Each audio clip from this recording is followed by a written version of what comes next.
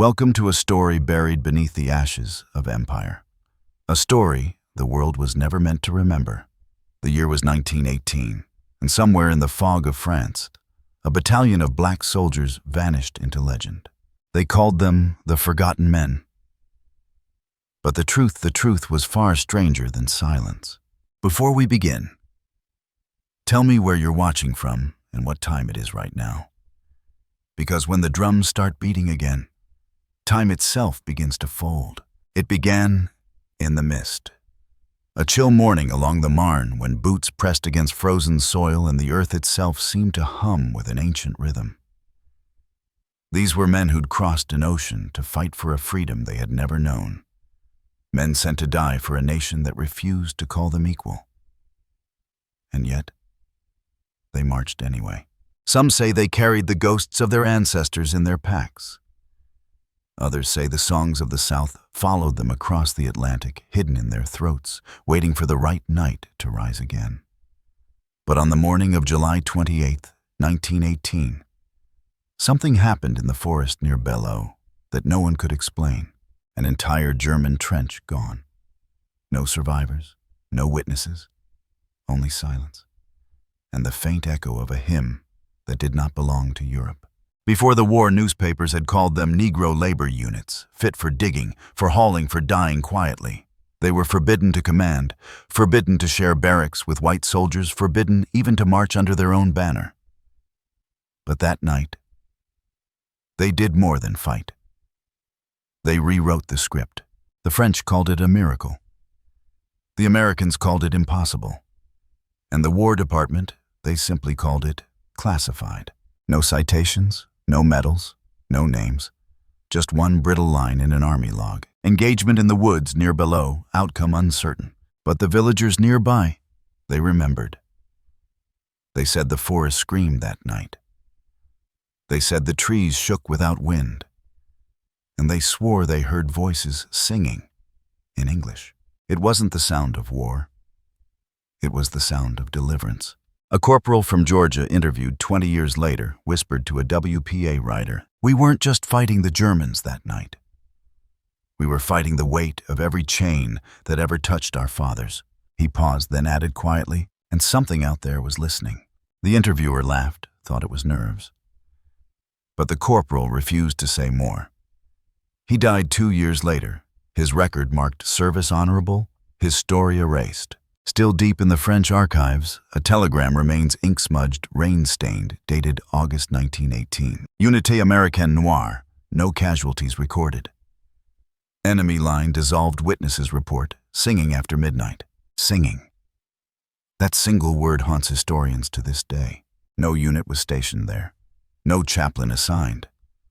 And yet the locals swore they heard men in foreign uniforms singing under the moonlight, as if marching with ghosts. Imagine it now. The frost, the fog, the weight of silence pressing on your ribs. Then that sound, a low hum from somewhere unseen. A hymn that didn't belong to France or to war, but to something older. Swing Low, Sweet Chariot. That song carried from the fields of bondage to the trenches of Europe wasn't just a prayer anymore. It was a warning to history. Because this was not just a war fought with bullets.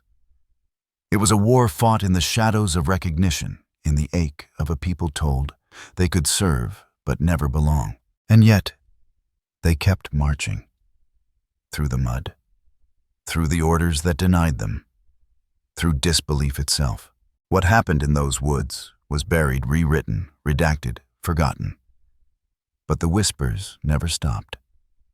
In every decade that followed, someone claimed to hear them, the rhythm of boots in the fog, the faint hum of a hymn that had no end. In one forgotten archive photograph, 4 soldiers stand in half-light faces, shadowed rifles low. On the back, written in fading pencil, they fought without a country, but they found their home. And maybe that's what this story truly is, a home for the nameless, for the vanished, for the battalion that made history tremble. This is the forgotten rebellion of 1918. The Black Battalion that shamed the empire. And tonight, we open the file they tried to erase. France, 1918. the final year of the Great War. The ground itself trembled with the memory of shells. Fields once golden now stood as scars tangled. Wire-shattered trees, the ghosts of towns erased by artillery. The air smelled of metal and smoke. And something older, something tired. The world had been bleeding for 4 long years, and even the sky seemed to ache beneath its own gray weight. Through that fog marched a new kind of army, one the world had not yet learned how to see. Men from Harlem, Georgia, New Orleans, Chicago. Faces dark with dust and history. They wore the same uniforms as their white comrades. But the eyes that met them at the ports were not the same. In America, they were called Negro regiments. Overseas, they were auxiliaries, labor units, unfit for command. Yet here in the land of cathedrals and battlefields, they were told, at least for a brief moment, that liberty had room for everyone. France had already buried too many sons to care what color the next soldier's skin might be. But the truth followed them across the sea, in orders and whispers, in the way their rations arrived late. And their equipment was second-hand. The segregated camps near Saint-Nazaire were more than mud and barracks. They were America's shadow carried abroad. And in that shadow, something began to stir. By late spring, the battalion was assigned to a forest sector outside Belleau, quiet on the maps, forgotten by the generals. The war had shifted north, leaving behind the shattered woods, the half-buried trenches, the smell of damp powder that never left the lungs. That forest was their purgatory, where the Empire sent its unwanted soldiers to fade into silence. They built their huts from splintered wood. They sang at night to chase away the cold. Sometimes the French villagers brought them bread and wine, whispering "Merci, frères noirs," "Thank you, black brothers," a kindness they had never tasted from the country they served. For the first time, the songs of the South rose freely in the open air. And maybe that was the beginning of the miracle, not in battle, but in the way they dared to exist as men. Still, even here ghosts walked among them.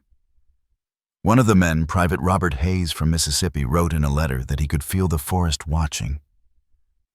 "It's like the trees remember," he said, "and they ain't sure if we come to fight or to free them."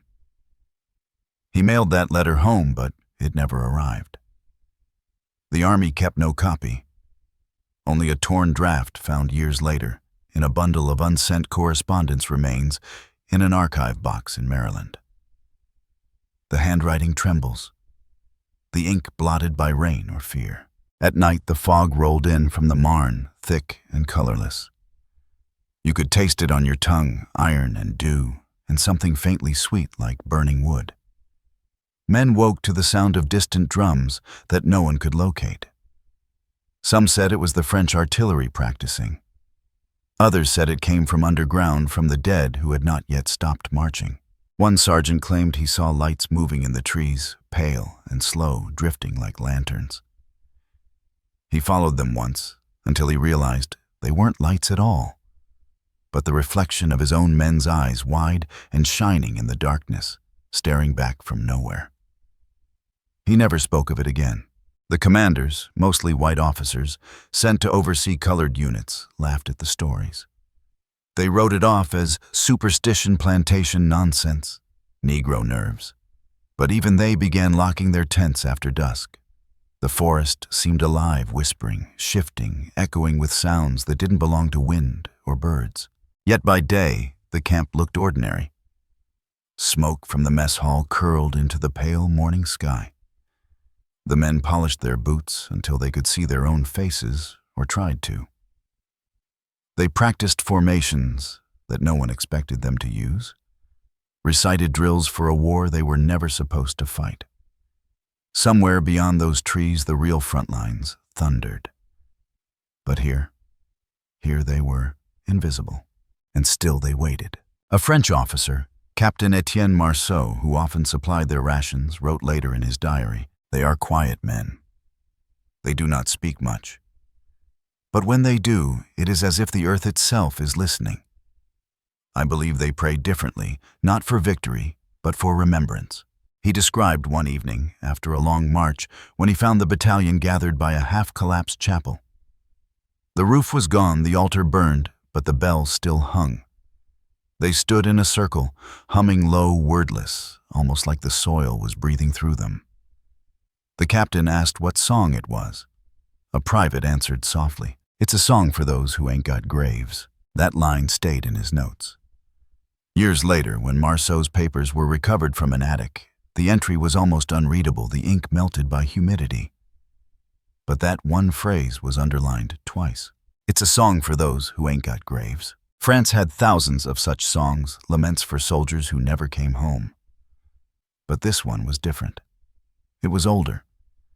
The melody didn't belong to Europe at all. And that is what frightened the officers most, that these men carried something from another world into their war. Something born not of empire but of endurance. By midsummer, rumors spread among nearby regiments. They said the colored troops didn't sleep, that they sang to the dead, that no one who entered their camp after midnight returned quite the same. Some claimed they had seen them walking the trenches without lamps, following voices only they could hear. One French lieutenant tried to join their prayer one night. He said he felt the ground move beneath him, not shaking, but breathing. The story reached headquarters and was dismissed as morbid imagination. He was transferred within a week. Meanwhile, the battalion remained isolated, forgotten, guarding a section of forest that no map dared name. Their mail was censored, their orders delayed, and yet they stayed ready. Somewhere deep in those woods, a sense of reckoning was building something that had waited generations to surface. Because these men, the descendants of slaves of sharecroppers of the invisible, had carried the weight of history in their blood. And in that forest, surrounded by the ruins of an empire, they were about to return it to the earth. It rained endlessly that July. The mud swallowed the boots, the rifles rusted overnight, the cold crept under every blanket. But on the seventh night, the night before the event, no one would record the rain stopped. The sky cleared. The forest fell utterly silent. Private Hayes, in one final note scratched on the back of a ration slip, wrote only this: "Tomorrow they'll see us." No one knows what he meant. No one ever saw him again. And somewhere between that silence and the dawn, the story of the Black Battalion turned from history into legend. It was not just a battlefield anymore. It was a place where memory bent time, where centuries of pain stood shoulder to shoulder in uniform. And when the order finally came to advance, the men did not shout, did not cheer, did not hesitate. They simply marched forward, into the fog, as if they already knew what waited there. They called it Belleau Wood Sector C-19, a place that didn't exist on most American maps because it wasn't supposed to. The official records said maintenance zone, but the French called it La Forêt des Silencieux, the forest of the silent ones. That's where the Black Battalion was sent. No brass bands, no flags, no photographs. Just a list of names typed on onion skin paper and stamped temporary deployment. Fact layer first. The War Department's records for July 1918 list no combat activity in that area. Yet the French archives in Vincennes tell another story. A brief engagement between German recon forces and an unidentified Allied unit, the enemy line dissolved before dawn. No casualties, no witnesses, no bodies recovered. Folklore layer next. In a small village 2 miles from those woods, an old woman named Geneviève Leclerc told WPA interviewer Eliza Cobb in 1936 that she was a child when the men of color passed through her fields. She said they moved like smoke, quiet, polite eyes full of thunder. That night she swore she saw lights rising from the forest, as if souls were climbing ladders made of song. The soldiers never returned. But for weeks afterward, she said her mother could still hear drums beneath the soil. Drums. Every story has them. The rhythm of defiance, the heartbeat of something older than the war itself. In letters from French officers, still preserved brittle and faded phrases repeat chante étrange voix dans le brouillard de psaume africain. An African psalm, a song that no one could identify. Music historians later traced fragments of it to old field recordings, the work songs of enslaved men recorded in Mississippi in 1934. The melody matched perfectly. How could a song born on a plantation cross the ocean and reappear in a war no one remembered? There are two answers, one written in history and one whispered in belief. History tells us these men were part of the 369th.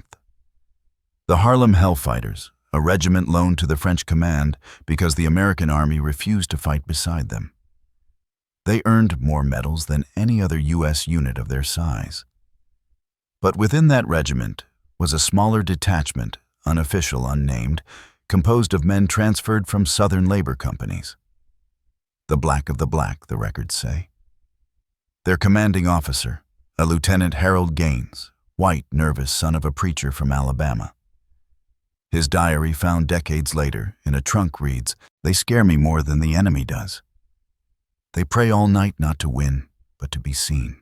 He wrote about a service one evening in the chapel ruins, how the men sang a hymn with no words, how the air thickened until even his voice disappeared. He wrote, "I felt something pass through me like wind, but heavier, and when it left, I couldn't remember my own name for a moment." That was his last entry before the battle. 2 days later, the unit was declared missing. Not killed, not captured, just missing. When the Americans returned to the sector months after the armistice, they found the forest strangely untouched. No trenches, no shell holes, no bones. Only trees, new growth, impossibly fast, as if the ground itself had swallowed everything it didn't want the world to see. And yet, there were signs. Boot prints that stopped mid-stride. Canteens still half-filled. A prayer book fused into the mud, its pages unreadable, but still warm to the touch. In the War Department's files, Box 41, Folder Anomalies, France. There's a single note scrawled by an officer. Request further inquiry into Negro unit lost near Belleau. Locals report singing. No confirmation. No follow-up was ever filed. The page ends there, a bureaucratic silence. But folklore filled the gap where the facts refused to go. In the Mississippi Delta, veterans whispered about the night the ancestors marched. They said the war took those men not for death, but for remembrance that they'd become part of the land itself, the first army of the forgotten. In Louisiana, the story changed. There they called it the Shadow March. According to legend, if you walk through cypress woods before dawn and listen closely, you can hear boots moving in rhythm, a song rising from nowhere, and a voice deep, steady, patient, singing the old refrain, "I'm bound for glory. I'm bound for home." The WPA collected dozens of such stories between 1936 and 1938. But every one of them ended the same way, with silence. The final line always vanished from the transcript. Some blamed poor ink, others claimed censorship. But Eliza Cobb, the same interviewer who met Geneviève in France, wrote in her personal notebook, "Every time I ask what came after the song, the witnesses stop speaking as if someone else is listening."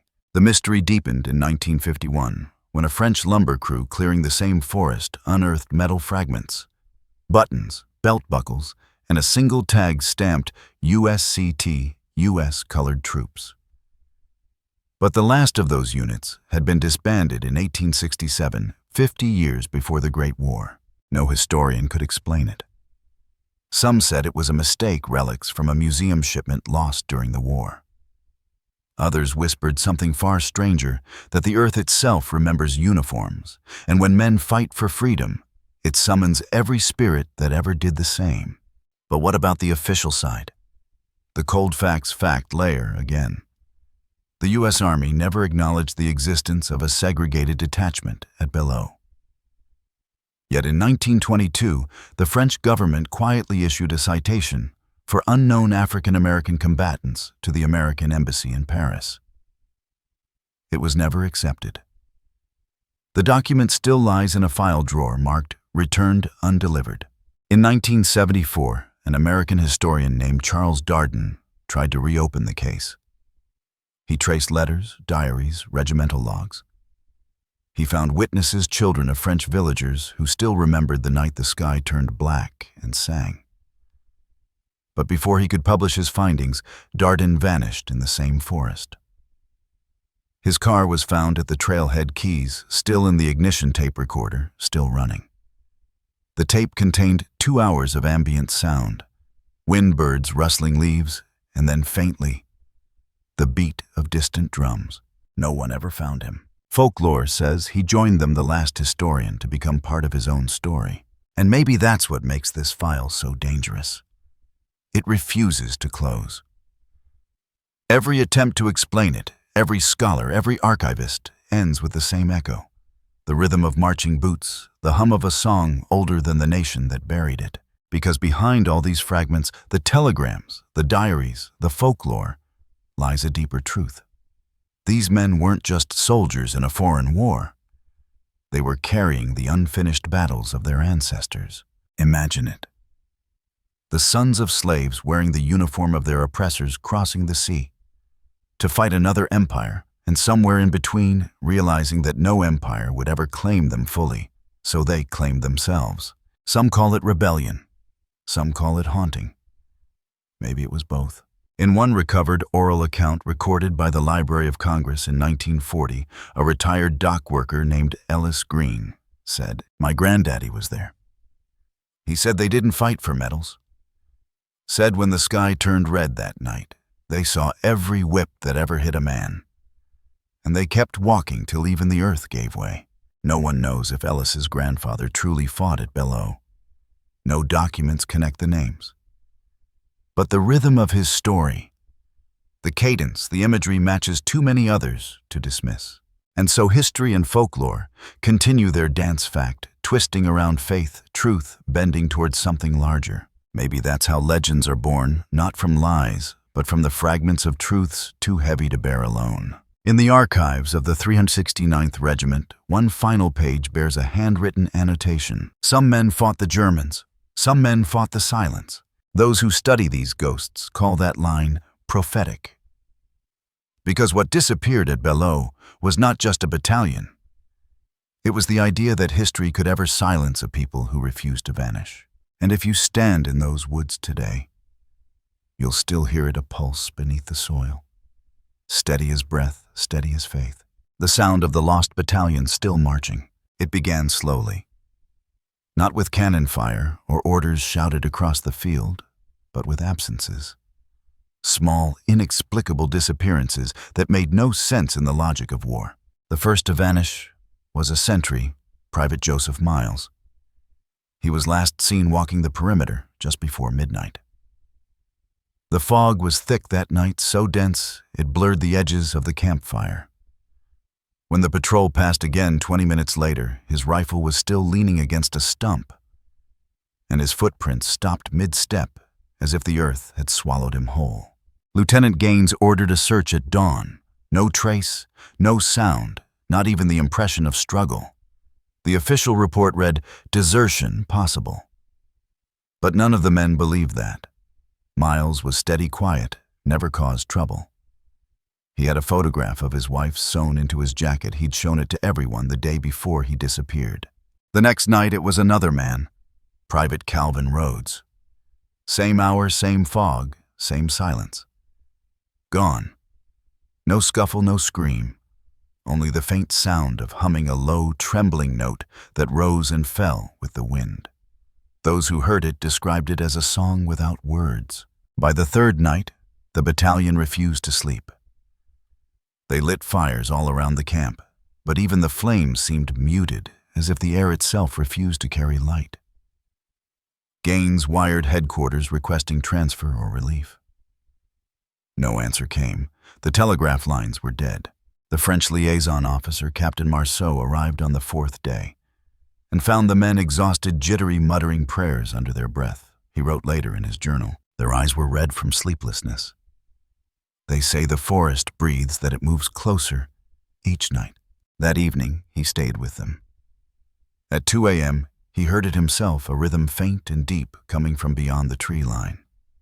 Not thunder, not gunfire. A pattern steady, deliberate, like drums played far underground. He followed the sound for a few steps, then stopped. because he realized it wasn't coming from the forest at all. It was coming from beneath his feet. He ran back to camp at dawn, shaking, insisting they move at once. But the lieutenant refused. Orders were orders. They were to hold the line until further notice. And so, they waited. That night, the fog returned thicker than ever, a white sea swallowing every sound. The men sat in silence, clutching their rifles, eyes darting toward the trees. Then a single shot. No one knew who fired it. The echo rolled through the woods like a scream. Moments later, they heard footsteps, many footsteps marching in rhythm from somewhere unseen. Gaines shouted for positions. No response. He called again, nothing but the sound of boots in the dark, growing louder, closer. Then the humming began, that same wordless hymn. Low at first, then rising, a sound that made the ground vibrate. Some men dropped their weapons, others began to pray. One Corporal Hayes shouted, "They're here, Lord, they're here." When the fog lifted at sunrise, no enemy stood before them. No trace of battle. And yet, the forest had changed. The trees were splintered as if struck by lightning, but the sky had been clear all night. The dirt smelled of ozone, sharp metallic. And in the clearing where the men had stood, the grass was flattened in perfect rows, as if an invisible regiment had passed through. The French found them the next day, half the battalion gone. The rest, silent eyes, vacant, muttering fragments of songs that made no sense. Lieutenant Gaines was among them, alive, but changed. His hair had turned almost white. He refused to speak except to whisper one phrase over and over. "We were counted, and then uncounted." Fact layer. French reports confirmed that 42 men were unaccounted for after the engagement. American records list the entire unit as reassigned. But the reassignment never occurred. No new unit received them. Their names disappeared from the rosters by winter. Folklore layer. In nearby villages, people began to talk. They said the black soldiers had not died, they had crossed over. One farmer swore he saw them walking the ridge at dawn, their silhouettes shimmering like smoke moving in perfect formation, each carrying a torch that made no flame. Another claimed that his well water turned black for 3 days after the battle, and when he poured it on the ground, it hissed like breath, leaving a body. A local priest performed a blessing at the edge of the forest, but his crucifix cracked in half during the prayer. He left the parish within the week. The church bell was never rung again. By August, the forest was sealed off. The French command declared it unstable terrain, risk of gas residue. But those who lived nearby knew better. They called it La Forêt des Hommes Perdus, the forest of the lost men.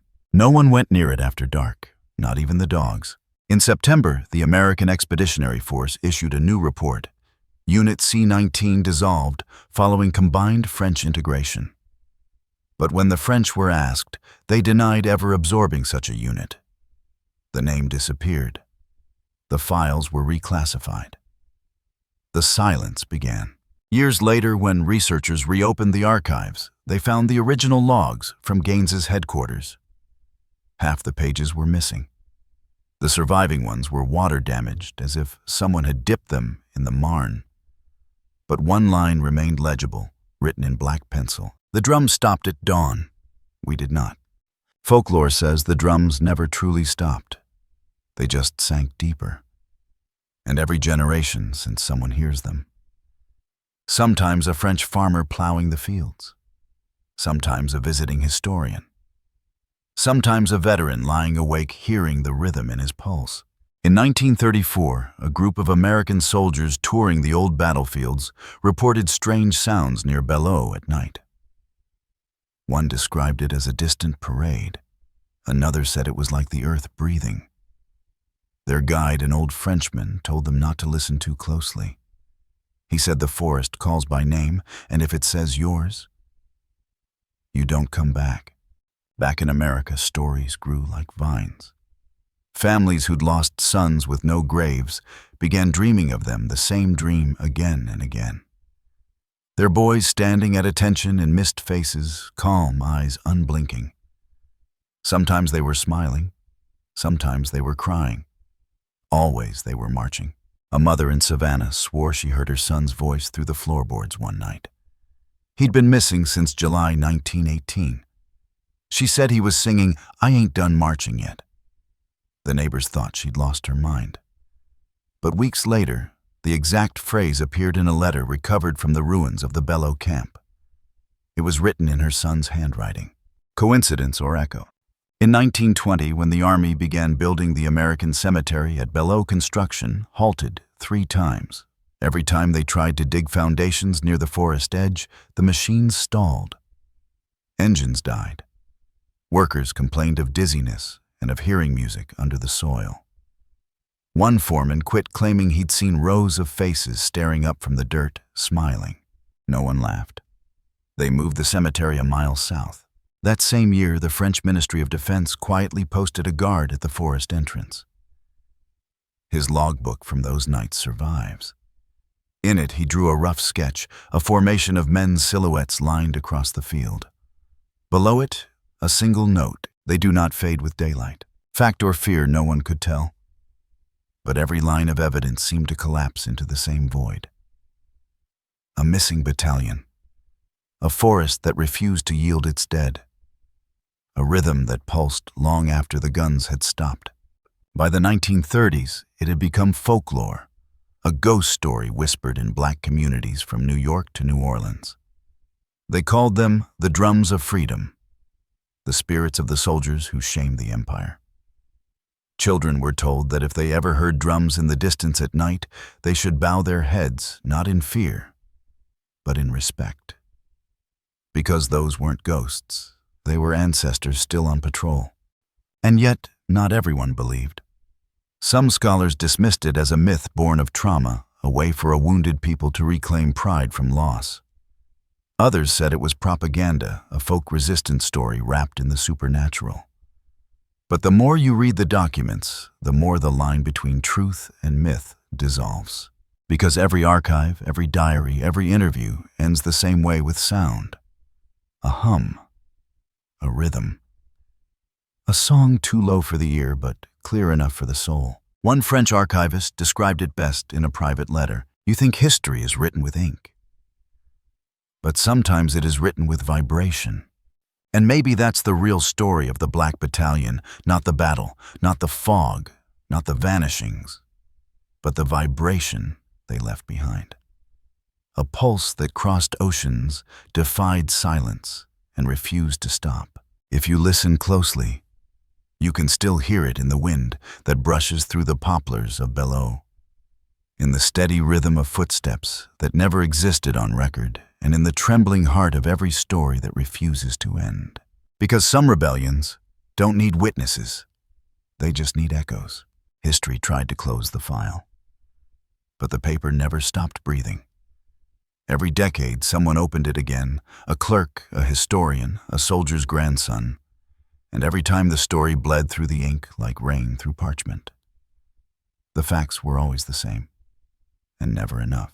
In 1922, a French archivist named Henri Delacour submitted a memorandum to the Ministry of Defense, noting unresolved inconsistencies between American and French accounts of Belleau Sector C-19. He wrote that a detachment of African-American troops had been loaned temporarily to French command. But the paperwork bore no signatures, only a faint watermark of the U.S. War Department. When he requested clarification, his office received a single telegram: "No such transfer recorded. No such unit exists." 3 weeks later, Delacour's archive was struck by lightning. The fire destroyed every box in his section, except one, the one containing the unsigned orders. Those orders were later examined by American historian Charles Darden in 1971. He described the paper as smelling faintly of ozone. He believed the signature, though erased, matched that of General John J. Pershing. But before Darden could publish, he vanished.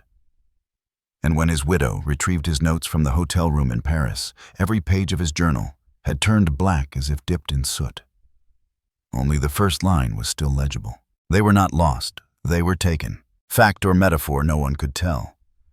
But something in those records was alive. In the National Archives in Washington, Box 4187 still bears a label, Half-Scorched Negro Units France, Unconfirmed Engagements. Inside, among brittle papers, lies a fragment of a field report written in French. Unité américaine noire observée avançant sans commandement. Aucun tir entendu.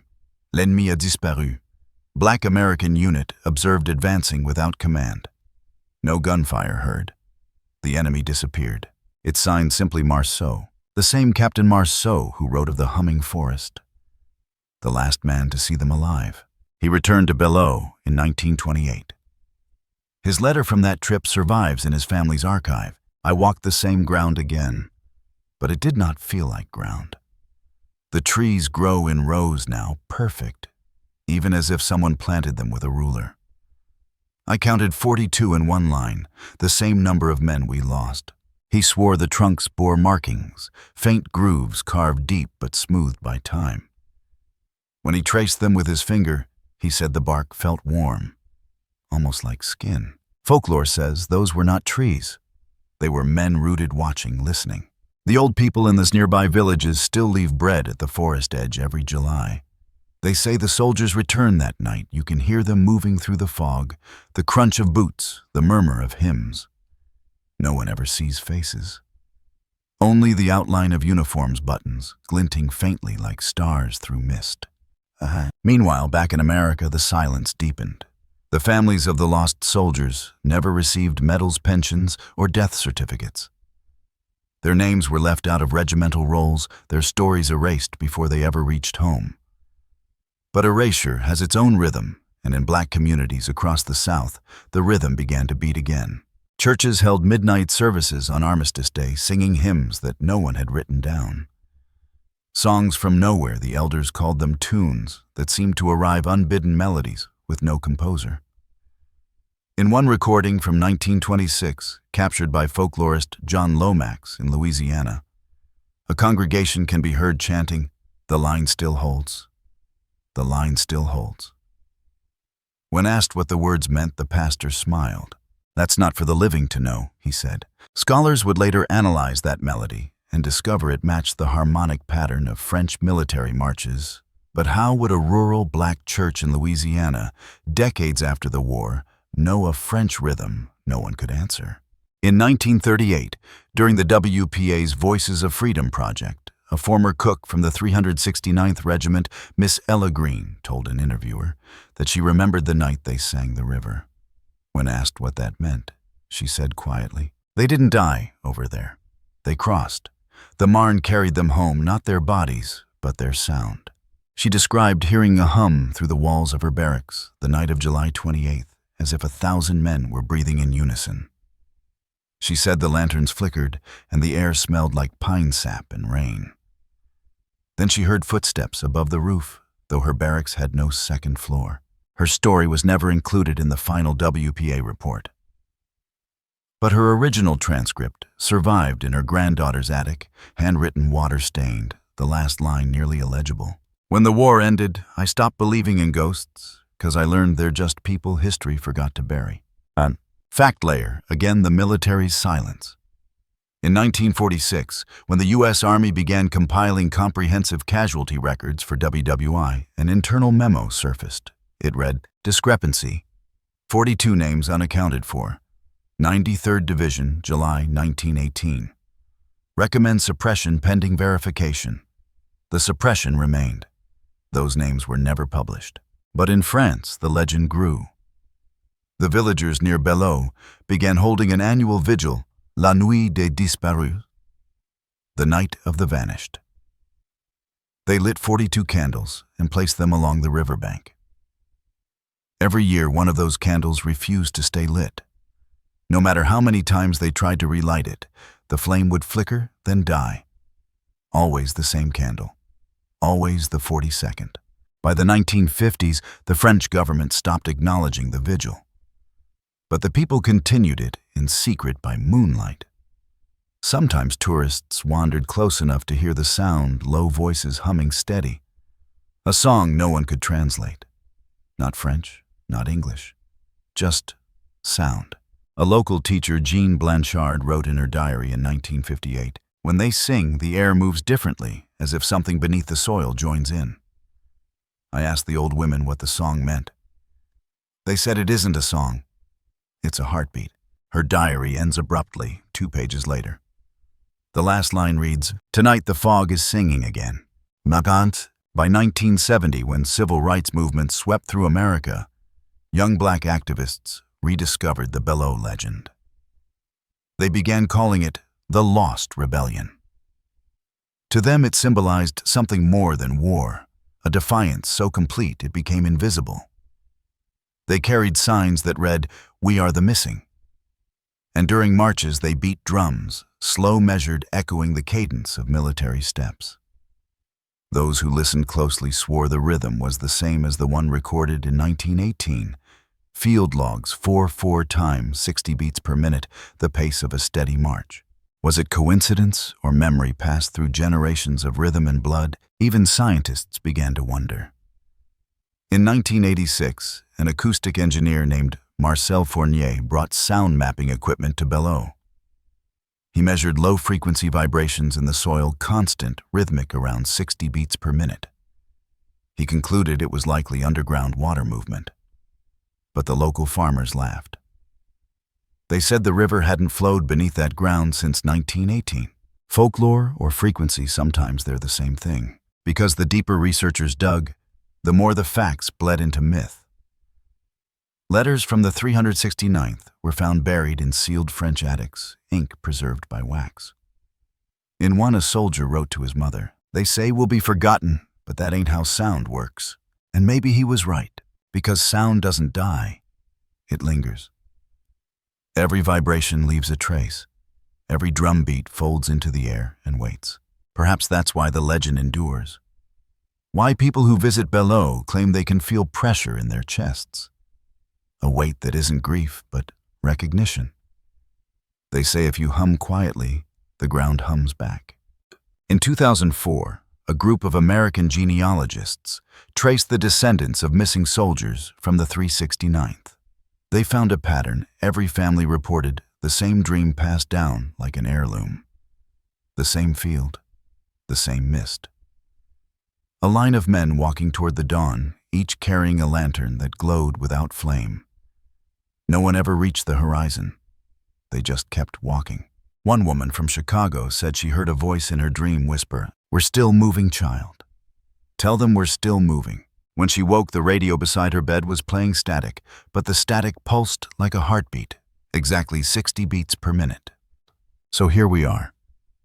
Between fact and folklore, between what can be measured and what refuses to fade. The Black Battalion exists somewhere in that in-between.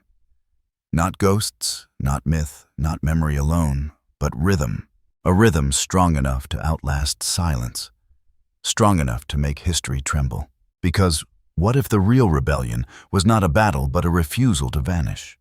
What if those men denied recognition in life found a way to keep marching in eternity? A slow, steady cadence of defiance, echoing beneath every step we take on this soil. In the archives, the papers remain.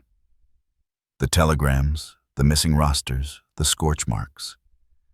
They don't prove everything. But they don't let the story die either. And when you listen closely, really listen, you begin to realize that the boundary between folklore and fact isn't a wall. It's a door. And somewhere, in the fog of Belleau, it's still open, because history tried to bury them. But sound doesn't stay buried. There comes a moment in every forgotten story, a single trembling instant when the living world brushes against something older, something that never really left. That moment came in 2018, 100 years after the silence began. A team of historians from New York University arrived in Belleau with scanners and sensors, hoping to map unexploded shells and forgotten trenches. They weren't looking for ghosts. They were looking for coordinates. But the forest had other plans. The team set up their instruments. ground-penetrating radar seismographs, frequency analyzers, machines that could read the invisible heartbeat of the soil. By noon, the monitors began to flicker. Anomalous signals, low-frequency pulses, exactly 60 beats per minute. The same rhythm from 1918 reports. At first they thought it was equipment interference, power lines, wind, perhaps the vibration of distant traffic. But there were no power lines here, no highways, just the trees and the sound. Then around midnight, one of the historians, Dr. Isaac Monroe, reported hearing music, not from the machines, but from the air itself. He described it as the sound of breath turned into rhythm. He said it came from beneath the ground, rising through the soles of his boots, vibrating up through his ribs. He called it the hum. They recorded it. The waveform is archived today at NYU, steady, perfect, unwavering. A heartbeat carved in static. When slowed down to human tempo, it forms a melody, faint, mournful, familiar. A fragment of Swing Low, Sweet Chariot. Dr. Monroe never finished his report. He died 2 months later, cardiac arrest. The final line in his notebook reads, "They're not gone. They've changed frequency." His wife donated his notes to the Schomburg Center for Research in Black Culture, where they remain sealed at her request until the year 2040. But before he passed, Monroe gave a public lecture in Paris. Those who attended remember his voice trembling as he said, "When we recorded that sound, the forest answered back." Fact layer. After the NYU mission, the French Ministry of Culture closed off the site again officially, citing soil instability. Unofficially, witnesses spoke of power failures of lights flickering in unison, of compasses spinning wildly when placed on the ground. One technician claimed his headset filled with voices, hundreds whispering at once, not words, but breath. He quit the project that night. Folklore layer. Local villagers began reporting strange dreams. Dreams of soldiers standing at their doors, faces half lit, asking for names. Some woke to find boot prints in their gardens, leading nowhere, fading by morning. An elderly woman, descendant of Geneviève Leclerc, the same child who saw the men of color pass through her field, told a journalist, "They never left. They just moved deeper." She said every generation in her family hears the same thing before they die. A distant drumbeat, slow, patient, like the heart of the earth itself saying goodbye. The investigation's data was suppressed, but fragments leaked. Audio engineers across Europe analyzed the recordings. Most dismissed it as environmental noise. But one physicist, Dr. Amara Duval, published a private report. Her conclusion was unsettling. The frequency pattern is not random. It behaves like coordinated human rhythm, but with no human source. She attached a spectrogram. When inverted, the pattern formed the faint outline of a line, a row of peaks and troughs, like marching footsteps across time.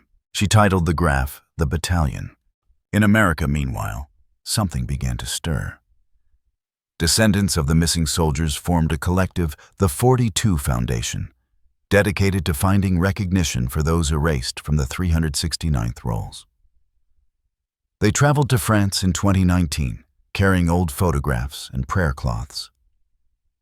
At dusk, they stood at the forest's edge and began to hum. A journalist who covered the event wrote, "I could feel the ground tremble. Not violently, but in rhythm. As if something beneath us recognized the sound." One of the descendants, a woman named Sarah Miles, stepped forward holding the same photograph her ancestor had shown before he vanished in 1918. She placed it on the ground. Moments later, a breeze rose from nowhere, soft, circular, warm. When it passed, the photograph was gone.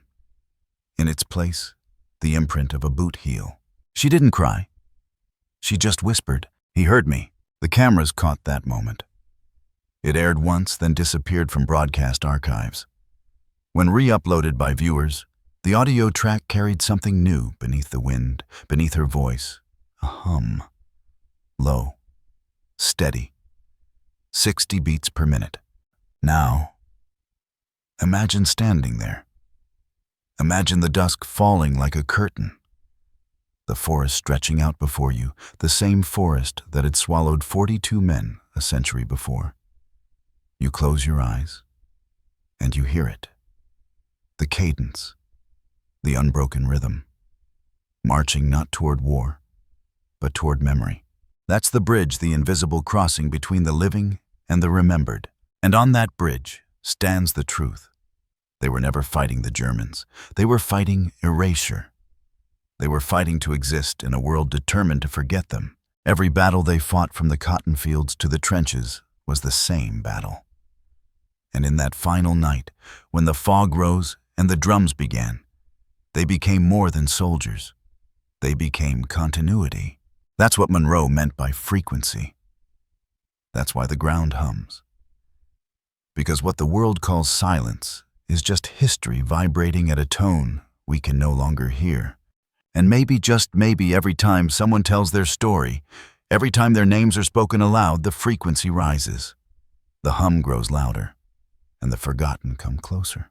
In 2020, during the pandemic lockdowns, the French government permitted drone imaging over Belleau Wood. When the footage returned, technicians noticed something uncanny. The tree canopy formed geometric patterns, rows, perfect symmetry, 42 shapes aligned east to west. Botanists said it was coincidence, but one intern overlaid the image with the 1918 regimental map. The alignment matched the formation of a standard American infantry line. Nature had remembered the march.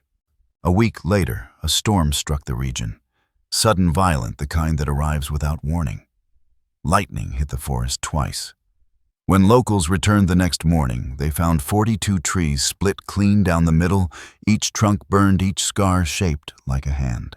No fires spread, no smoke lingered.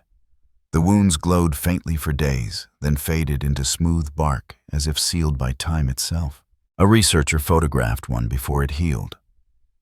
In the pattern of the burn, you can almost see it a face. Not clear, not human exactly, but present.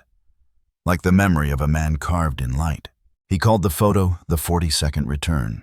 When the footage reached the United States, churches began holding services again, not to mourn, but to listen. Congregations sat in silence, hands resting on wooden pews, waiting for the hum beneath the floorboards. And when they heard it, faint, steady, real, they sang, "Swing Low, Sweet Chariot." The same melody that had crossed oceans, the same song whispered in fog. And as the last verse faded, the church lights flickered once, twice, as if something unseen had passed through, nodding, satisfied. One pastor said later, "They don't haunt us, they remind us." That's what this story has become, a reminder disguised as a haunting. A rebellion disguised as a hymn. And as you hear these words somewhere, the frequency hums again. The battalion still marches. Not on battlefields, but through every silence where their names should have been spoken. Because history can lose track of paper, but not of pulse. Listen closely. You can almost hear them, boots pressing against time drums, rolling through memory. 42 voices carrying a single vow. We are still moving. And in that vow, in that unstoppable rhythm, the rebellion reaches its climax, not in blood, not in death, but in continuity. A pulse that bridges centuries, a heartbeat that will not fade. The empire was shamed not by defeat, but by the fact that even erasure could not silence them. Because the Black Battalion never vanished, they transcended. They became the sound of remembrance itself. And if you stand in the forest tonight, when the wind shifts just right, you'll feel it in your bones. The slow, patient thunder of men still marching home. Time moved on, but the silence stayed. The war ended, nations rebuilt empires, rebranded flags, stitched new names onto old sins.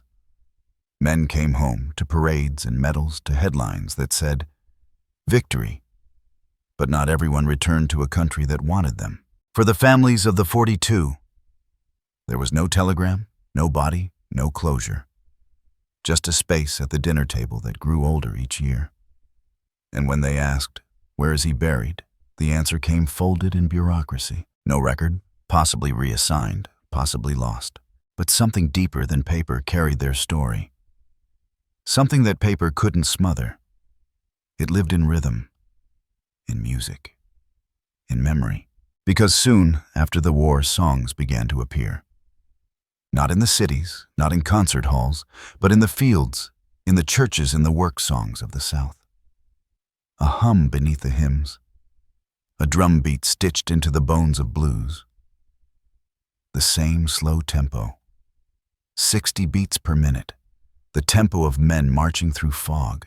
Every generation seemed to rediscover it sometimes in the shuffle of feet on wooden church floors, sometimes in the heartbeat of a crowd chanting for justice, sometimes in the click of a typewriter in a scholar's lonely office as they tried again to bring the file back to light. In 1968, when the civil rights movement reached its most violent year, a group of students at Howard University held a silent march across the campus. They called it the Procession of the 42. No signs, no speeches, just rhythm. They beat hands against their chests, slow and even. And when asked what it meant, one of them said, "We march for those who marched before the world was ready to see them." That night a storm broke over Washington. Thunder rolled in waves, not random, not wild, steady-timed, deliberate. Witnesses swore it sounded like drums. Old veterans stood on porches listening, smiling through tears. They said they're still here. In Harlem, jazz musicians picked up the same rhythm. You can hear it if you listen carefully beneath the trumpet solos under the smoke and applause. A 4/4 beat that never speeds up, a stubborn pulse that grounds the chaos. Louis Armstrong called it the anchor. He said he didn't know where it came from, just that it felt older than America. Maybe he didn't need to know. Maybe he was just listening to ghosts who kept perfect time. Years later, when gospel choirs filled cathedrals and protest songs echoed through the streets, their voices carried that same undertone, a vibration that no microphone could capture. Every time a mother clapped her hands at a funeral and shouted, "Glory," every time a child learned their first hymn, every time a congregation rose together and sang. Swing low, sweet chariot, the battalion marched again. Their cadence folded into the pulse of a people who refused to stop singing. And so the rebellion never truly ended. It just changed form. It became sound. It became breath. It became us. Today, if you walk through Belleau Wood, the ground is soft, moss-covered, peaceful. The trees whisper, and the air carries a hush that feels sacred, not empty. If you stay long enough, you'll begin to feel it, a weight gentle but insistent, as if the earth itself is breathing through you. The French say it's the wind. The scientists say it's vibration. But those who know, those who listen with their heart instead of their ears, say it's the battalion. Still there, still moving. A park ranger once said he saw footprints appear in the frost one morning, 42 of them. No entry, no exit. Just the print of motion frozen in place. He didn't report it. He just whispered, "Let them walk. History books will never give them a chapter. No monument bears their names. But they don't need marble. They never did. Because the soil remembers them, and the song does too. Every July, when the dawn light hits the Marne just right, the mist turns gold for a moment. Locals call it the hour of return. And if you listen, you'll hear it, the hum rising again, steady, patient. Not the hum of war, but of endurance. In 2021, a filmmaker visited the site with a small camera crew to document the legend. He expected myths, not miracles. But during the final take, as the narrator spoke the line, "They fought without a country," the microphone caught something else, a chorus. Distant, faint male voices, singing. When they replayed the tape, no one could explain the harmony. It came from nowhere, not wind, not birds, not interference. And at the end of that mysterious refrain, a final whisper, soft, almost tender, but they found their home. The team went silent. No one spoke for a long time. Then one of them, with tears in his eyes, said, "I think we just filmed them marching home." That's how stories survive, not by proof, but by presence, by the refusal of silence to remain still. By the way sound travels through generations, turning pain into rhythm and rhythm into remembrance. You can bury names, you can erase records, but you cannot kill sound. It lingers in the marrow of time, beating beneath history's polished floors, waiting for someone, anyone to listen. And so the Black Battalion still walks, through the fog of France, through the songs of America, through every heart that hears their rhythm and recognizes the truth that freedom was never a gift, it was a fight that outlasted its own soldiers. They fought without a country, but they found their home in the sound of drums, in the hum of the soil, in the breath of every descendant who still whispers their names. If you listen right now, wherever you are, you'll hear it. Maybe faintly. Maybe not with your ears, but with something deeper. That slow, patient heartbeat. That impossible rhythm that refuses to fade. That's them, still marching, still remembering, still free. So before we close this file, tell me where you're listening from. Tell me what time it is where you are. Because somewhere, in the fold between night and dawn, the battalion is still awake, keeping time with your heartbeat, reminding the world that freedom never truly ends, it just changes rhythm. And maybe that's how the forgotten finally come home.